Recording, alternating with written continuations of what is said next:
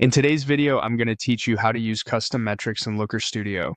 By the end, you'll know exactly how to add your custom metrics to a chart, make them easy to switch on and off, and give viewers flexible ways to explore your data.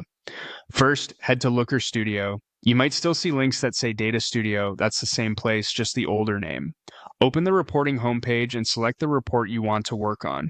Once your report loads, move into editing mode so you can make changes to the page. Next, click the chart where you want your custom metric to appear. This could be a scorecard, a table, or a visualization like a bar or time series chart. Selecting the chart opens its properties panel on the right. In that panel, switch to the Setup tab. Setup is where you define what the chart shows: its data source, dimensions, and of course, its metrics. Look for the metrics section. This is the list of fields that power the numbers in your chart. Click Add Metric.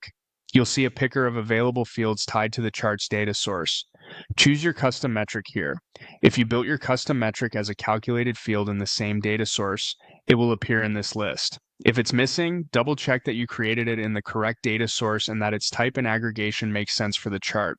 As a quick tip, confirm the metric's aggregation: sum, average, count, or distinct count, so the number behaves as expected. With the custom metric added, you can make your chart more interactive by enabling optional metrics. In the Setup panel, open Optional Metrics. Add the additional metrics you want viewers to be able to switch to without editing the report.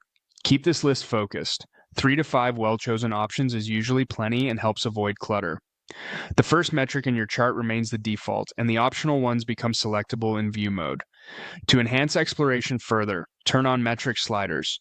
Click metric sliders to enable them for the chart. Sliders give viewers a straightforward way to adjust numeric ranges directly on the visualization, which is especially helpful when they want to hone in on outliers or isolate meaningful ranges without leaving the page. That's it. You opened your report, selected a chart, added your custom metric, exposed optional metrics, and enabled metric sliders so viewers can explore more confidently. Use clear metric names and consistent formatting to keep things understandable.